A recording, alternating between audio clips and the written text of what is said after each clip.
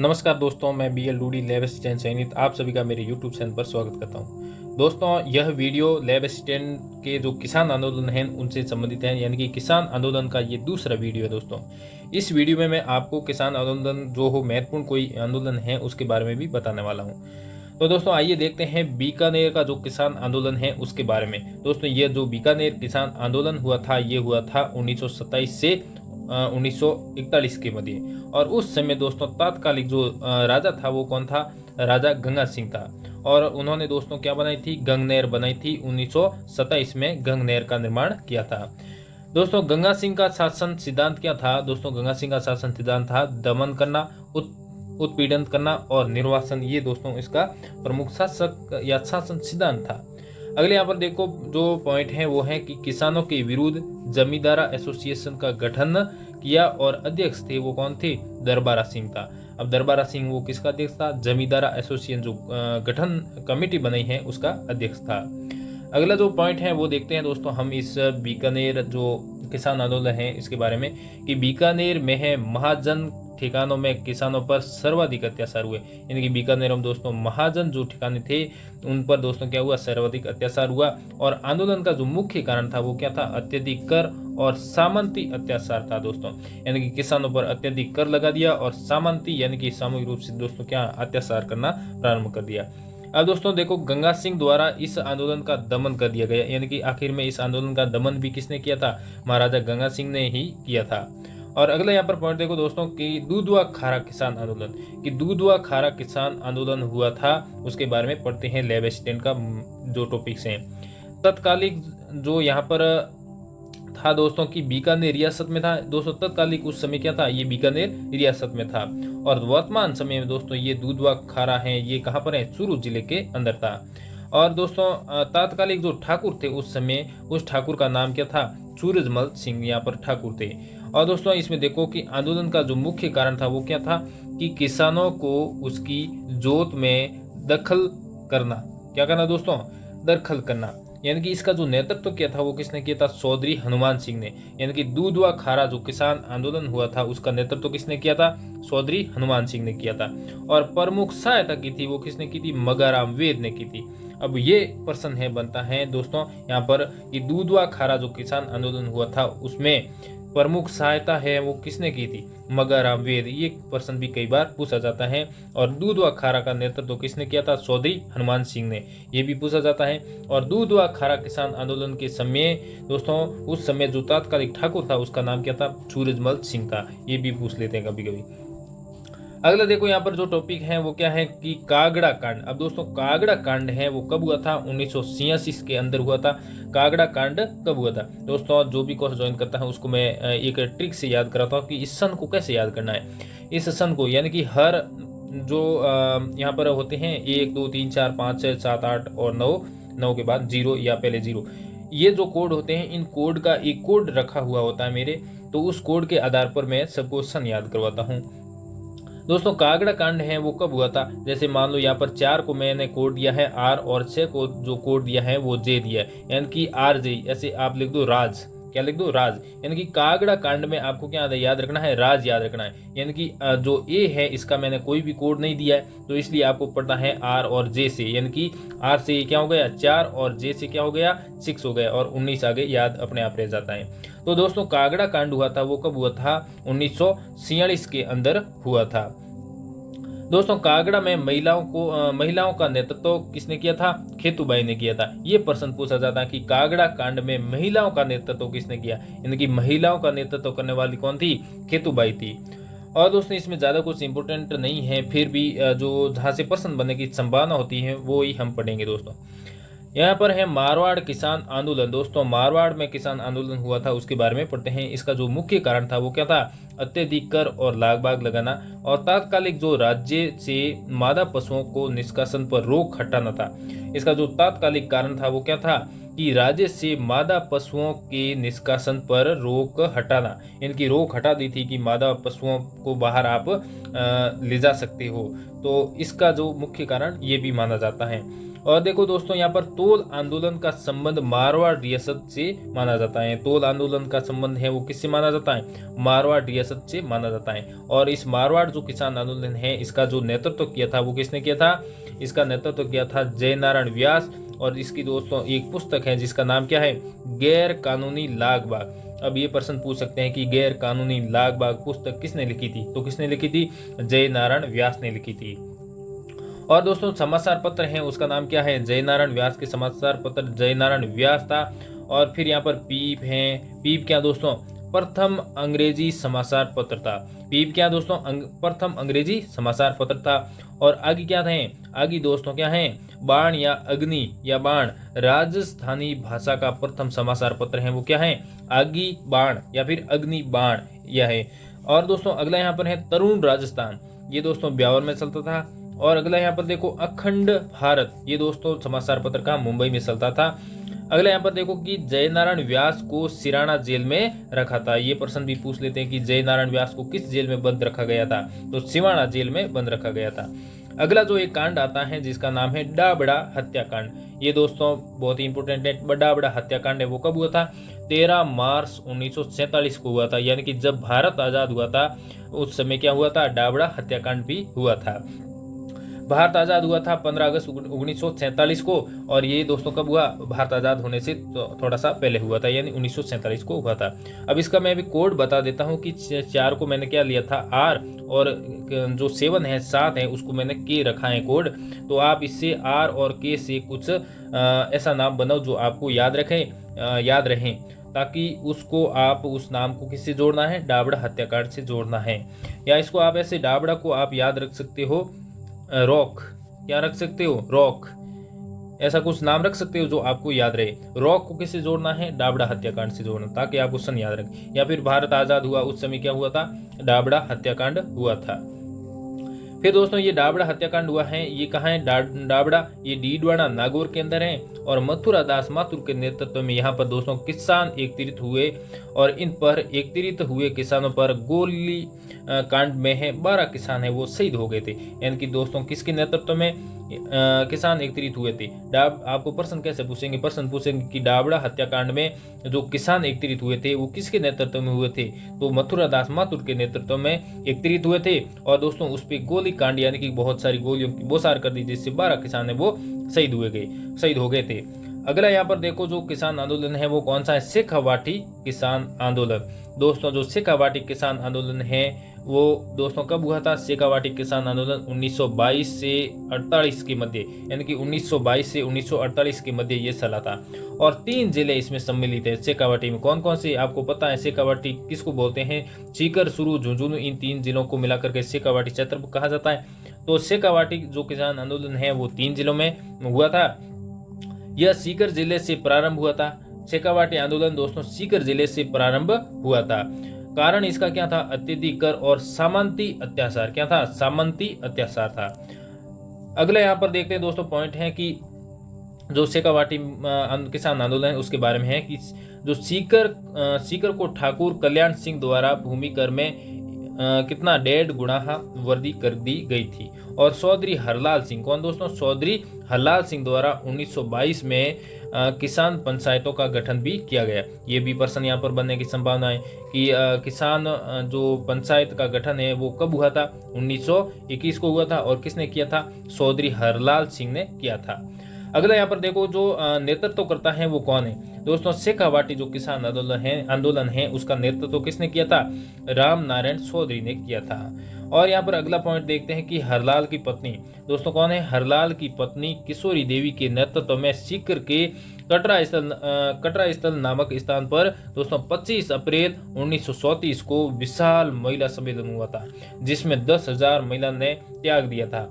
और अन्य प्रमुख जो महिला थी उसका नाम क्या है? या प्रमुख महिला है वो उसका नाम क्या है? उत्तमा देवी यहाँ पर माना जाता है। कहाँ पर? शेखावाटी किसान आंदोलन में। अगला यहाँ पर जो पॉइंट है वो क्या है दोस्तों? यहाँ पर देखो कि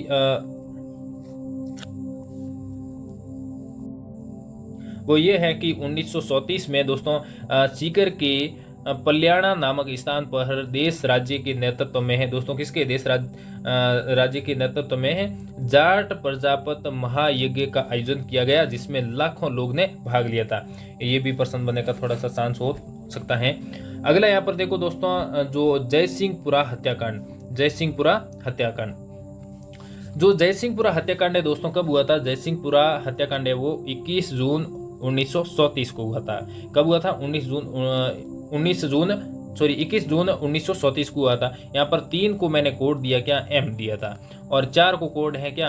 R दिया था, यानी कि MR, यानी कि ऐसे लिख सकते हो मार, ऐसे लिख सकते हो, यानी कि जयसिंहपुरा हत्याकांड है उसमें दोस्तों क्या आपको याद रखना है? मार, यानी कि इसमें बहुत ही मार पड़ी थी, ऐसे याद रख सकते हो। मार में M का मतलब क्या है? M का मतलब है 3 और R का मतलब 4 है। इस प्रकार आप इसको याद रख सकते हो। अगला यहाँ पर दोस्तों इसमें जयसिंहपुरा हत्याकांड है, इसके बारे में बता देता हूँ कि जो ये हत्याकांड है इसके लिए उत्तरदायी ईश्वरी सिंह पर जयपुर रियासत में अभियोग और मुकदमा चलाया गया है। इससे सजा हुई और ऐसा जो प्रथम बार घटित हुआ है, यहाँ से जो प्रथम बार होता है या अंतिम बार होता है या अपवाद होता है, वो दोस्तों प्रश्न बनने का वहां पर चांस है वो ज्यादा हो जाता है। यहाँ से दोस्तों आपको पूछ सकते हैं कि दोस्तों की प्रथम बाहर मुकदमा और अभियान किस पर चलाया गया, जहां पर सजा भी हुई थी। दोस्तों इस हत्याकांड में दोस्तों जो उत्तरदायी या जिम्मेदार कौन था? ईश्वरी सिंह था। कौन था दोस्तों? ईश्वरी सिंह था। और फिर ईश्वरी सिंह के प्रति दोस्तों क्या हुआ? जयपुर के अंदर क्या हुआ दोस्तों? मुकदमा या अभियोग चलाया गया दोस्तों, जिससे उसको क्या हुई दोस्तों? सजा हुई थी, और राज्य में ऐसा पहली बार घटित हुआ था। अगला यहाँ पर देखो दोस्तों कि अंग्रेज अधिकारी WT वेब द्वारा किसान एवं जागीरदार के बीच समझौते करवाए गए, परंतु उसे लागू दोस्तों नहीं किया गया। अगला हत्याकांड देखते हैं कौन सा है? कुंदन गांव। कौन सा दोस्तों? कुंदन गांव या खड़ी गांव हत्याकांड। कुंदन गांव या खड़ी गांव हत्याकांड, ये दोस्तों कब हुआ? अप्रैल 1935 में हुआ था। अप्रैल 1935 में कुंदन गांव हत्याकांड में 4 किसान शहीद हुए, जिसमें टीकूराम प्रमुख थे। अब आपको प्रश्न पूछ सकते हैं कि टीकूराम किसान कौन से आंदोलन में शहीद हुए थे? तो वो कौन से हुए थे? कुंदन गांव या खड़ी गांव हत्याकांड में शहीद हुए थे। या पूछ सकते हैं टीकूराम किसान आंदोलन में कब शहीद हुए थे? तो कब हुए थे? अप्रैल 1935 में हुए थे। कुंदन गांव हत्याकांड पर चर्चा British house of Commons of Delhi Herald समाचार पत्र में हुई थी। अब दोस्तों ये भी प्रश्न पूछ सकते हैं कि कौन से हत्याकांड की चर्चा है वो ब्रिटेन के हाउस ऑफ कॉमन तथा दिल्ली हेराल्ड समाचार पत्र में हुई थी। यानी कि हाउस ऑफ कॉमन्स तथा जो दिल्ली हेराल्ड समाचार पत्र है वहाँ का इसमें हुई थी। दोस्तों कौन सा है? कुंदन गांव या फिर खड़ी गांव हत्याकांड हुआ था, उसके बारे में। अगला दोस्तों इसके बारे में पॉइंट देखते हैं कि क्या पॉइंट है कि 1948 में टीकूराम पालीवाल तथा दीरालाल शास्त्री के प्रयासों से यह आंदोलन है ये समाप्त हो गया था। अगला यहाँ पर देखते हैं दोस्तों कि जो राजस्थान दोस्तों भू राजस्व पद्धतियां हैं वो कौन कौन सी हैं। दोस्तों अभी तक आपने मेरा YouTube चैनल है वो सब्सक्राइब नहीं किया तो प्लीज़ सब्सक्राइब करें तथा अधिक से अधिक शेयर करें। दोस्तों आगे जो टॉपिक्स हैं वो उसका नाम है कि राजस्थान में जो भू राजस्व पद्धतियां हैं वो कौन कौन सी थी। इसमें पहली पद्धति है कागड़कूट पद्धति। दोस्तों इसके अंतर्गत क्या होता है कि खड़ी फसल, खेत के अंदर खड़ी फसल थी, उस पर अनुमान लगाया जाता था और उसके आधार पर भू राजस्व का क्या किया जाता, निर्धारण किया जाता था। यानी कि खेत के अंदर खड़ी फसल थी और इस खड़ी फसल में दोस्तों राजा महाराजा के जो मंत्री संतरी आते थे और अनुमान लगा देते थे कि इतना जो राशि का है वो आपके उत्पादन होगा, और उसमें से अपना भाग है वो पहले ही निर्धारित कर देते थे। अगला जो पॉइंट है यहाँ पर देखो कि लाटाकूट पद्धति। दोस्तों इसके अंतर्गत क्या होता था? उत्पादन के ढेर, यानी कि वो खेत में जब धान होता था तो उसका उत्पादन का जो ढेर बनता था उसके आधार पर दोस्तों भू राजस्व का निर्धारण किया जाता था। अगला यहाँ पर दोस्तों पॉइंट आता है कि जो मुकाटा पद्धति है उसमें दोस्तों क्या होता था? इसे अनुबंध पद्धति भी कहा जाता है। और इसके अंतर्गत दोस्तों गांव के चौधरी के साथ में दोस्तों जागीरदार हैं वो क्या करते थे, अनुबंधित होता था और जिसके आधार पर भू राजस्व का निर्धारण किया जाता था या वसूला जाता था। यानी कि राजा महाराजा किसको भेजते थे, जागीरदार को भेजते थे और जागीरदार के अंडर में कौन था, चौधरी था। चौधरी दोस्तों क्या करता था, कर वसूली करता था और चौधरी को भी इसमें टैक्स दे दिया जाता था या कुछ हिस्सा है वो दे दिया जाता था और फिर जागीरदार को भी कुछ हिस्सा मिल जाता था। अन्य दोस्तों ये अन्य पद्धतियां हैं, ये कौन सी हैं दोस्तों, डोरी हैं, हलगत हैं, बिछड़ी, ज़्यादा कुछ इंपोर्टेंट नहीं है। और अगला यहाँ पर देखो कि जो कर हैं, लाग बाग हैं, वो अनेक क्षेत्रों में किस नाम से जाना जाता है, जैसे घर कर है। जयपुर के अंदर घर कर को क्या बोलते हैं, घर की बिसुटी कहा जाता था और जोधपुर के अंदर घर कर को क्या कहते थे, घर के जो गिनती की किवाड़ है वो बोला जाता था। और जो बीकानेर है वहाँ पर दोस्तों घर ग्रह हैं, ग्रह कर हैं, उसको क्या बोला जाता था, धुआं बास बोला जाता था। और उदयपुर के अंदर जो ग्रह कर है दोस्तों उसको बोलते थे घर बराड़ बोला जाता था। अगला दोस्तों लकड़ी पर कर। लकड़ी पर कर है वो जयपुर के अंदर किस प्रकार नाम से जाना जाता था, दरखत की बिसोटी नाम से जाना जाता था। और जोधपुर के अंदर दोस्तों लकड़ी पर कर है वो किस नाम से जाना जाता था, कबाड़ बाव के नाम से जाना जाता था। और अगला यहाँ पर देखो बीकानेर के अंदर है काठ नाम से जाना जाता था, किसको, लकड़ी कर को। और उदयपुर के अंदर है लकड़ी कर को खड़ लाकड़ के नाम से भी जाना जाता था। अगला यहाँ पर पॉइंट देखते हैं जल पर कर, यानी कि जल पर कर है वो किस नाम से जाना जाता था, यानी कि बीकानेर के अंदर आबियाना बीकानेर के अंदर है वो जल कर है उसको किस नाम से जाना जाता था, खड़ सीसर के नाम से जाना जाता था। आगे आते हैं बिसोड़ी क्या है, सॉरी बिगोड़ी क्या है। बिगोड़ी दोस्तों क्या है, भूमि कर है। बिगोड़ी क्या है दोस्तों, भूमि कर को कहा जाता था। और अगला यहाँ पर है अरखाई दोस्तों क्या है, सॉरी अखराई क्या है, अखराई। अखराई दोस्तों क्या है, जमा राशि की रसीद हेतु दी जाने वाली राशि, यानी कि जमा राशि हेतु दी जाने वाली राशि है उसको क्या बोलते थे, अखराई बोलते थे। अगले यहाँ पर देख लो क्या है कि कमठा लाल। कमठा लाल किसको बोलते थे, कि भवन निर्माण हेतु दी जाने वाली राशि को क्या बोलते थे, कमठा लाल बोलते थे। और संवरी या न्योत कर है वो कौन सा था, विवाह कर, यानी कि विवाह करने के लिए भी शुल्क देना पड़ता था। फिर आता है नाता कर। नाता कर मतलब पुनर्विवाह, यानी कि दूसरा विवाह करने के लिए भी राजा महाराजा उनको क्या देना पड़ता था, या ठाकुर होते थे उनको क्या देना पड़ता था, कर देना पड़ता था। अगला यहाँ पर आता है दोस्तों कौन सा, कि खरड़ा लाग। खरड़ा लाग क्या है, यहाँ पर खरड़ा लाग है कि श्रमजीवी जातियों से ली जाने वाली कर, यानी कि श्रम जाति यानी कि जो श्रमिक होते थे, मजदूर होते थे, उनसे भी कर लिया जाता था।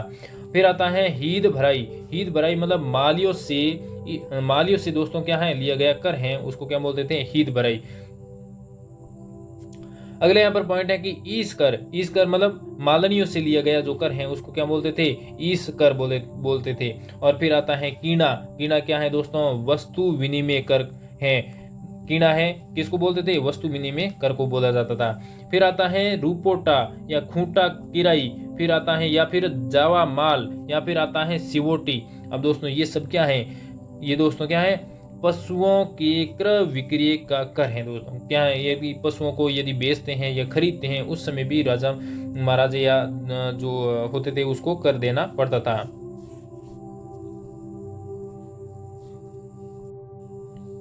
फिर अगला जो आता है वो दोस्तों है क्या, खूंटा बंदी। यानी कि खूंटा बंदी किसको बोलते हैं, प्रति ऊंट ली जाने वाली जो राशि है होती थी उसको क्या बोलते थे, खूंटा बंदी बोलते थे, खूंटा बंदी कर बोलते थे। फिर आता है दान। दोस्तों दान क्या है, जैसलमेर रियासत में आयात निर्यात कर हैं उसको क्या बोलते थे, दान बोलते थे।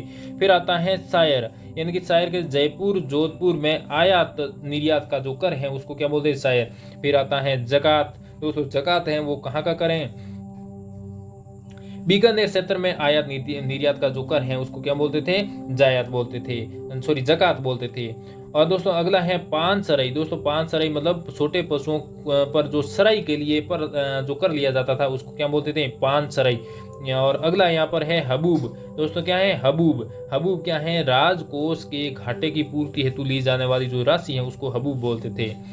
अगला यहाँ पर जो पॉइंट आता है वो क्या है कि सटुंड। सटुंड क्या दोस्तों की जागीरदारों से राजा द्वारा ली जाने वाली जो राशि है उसको क्या बोलते थे, सटुंड बोलते थे। फिर आता है कारज खर्च, यानी दोस्तों कारज खर्च है वो क्या है, ठाकुर के घर मृत्यु बोझ हेतु ली जाने वाली जो राशि है उसको क्या बोलते हैं, कारज कर। फिर आता है पावना पाबरा। दोस्तों पावना पाबरा क्या है कि ठाकुर के घर अतिथि सत्कार हेतु वसूली जाने वाली जो राशि होती थी उसको क्या बोलते थे, पावना पाबरा। यहाँ पर हम बोलते हैं कि पावना आए तो उसकी सेवा भी करनी पड़ती है। तो इस आधार पर दोस्तों देखो कि जो राजा महाराजा या ठाकुर थे वो क्या करते थे, ये पावना पाबरा कर लिया करते थे। यानी कि हमारे घर अतिथि आए हैं, उनके स्वागत हेतु खर्चा होगा, तो उस खर्चा दोस्तों कहाँ से, वहाँ की जनता से वसूला जाता था। दोस्तों वीडियो कैसा लगा आपको कमेंट बॉक्स में ज़रूर बताना, और लेब असिस्टेंट से संबंधित जो भी कोई प्रॉब्लम हो, समस्या हो, मेरे को कमेंट ज़रूर करना। बहुत बहुत धन्यवाद दोस्तों। वीडियो पूरा देखें, आनंद लें, एंजॉय करें और लेब असिस्टेंट की बहुत ही अच्छी से तैयारी करें। ज़्यादा डीपली नहीं पूछा जाता है, आप दोस्तों इतना डीपली मत पढ़ना, या पढ़ो तो कोई दिक्कत नहीं है, लेकिन ज़्यादा डीपली आजकल जो एग्ज़ाम होते हैं उसमें नहीं पूछते हैं। कोई क्वेश्चन आते हैं वो बाहर से भी आते हैं, या फिर आप कहीं से पढ़ोगे तो आउट ऑफ सिलेबस भी हो सकता है। आउट ऑफ सिलेबस मतलब वो डीपली जिस बुक से आप पढ़ रहे हो उस बुक्स में आपको नहीं मिलेगा। तो टेंशन ना साथियों, दोस्तों टेंशन लेने वाली बात नहीं है। यहाँ पर आपको ज़्यादा से जम करके तैयारी करनी है और सिलेक्शन लेना है। थैंक यू, धन्यवाद, जय हिंद।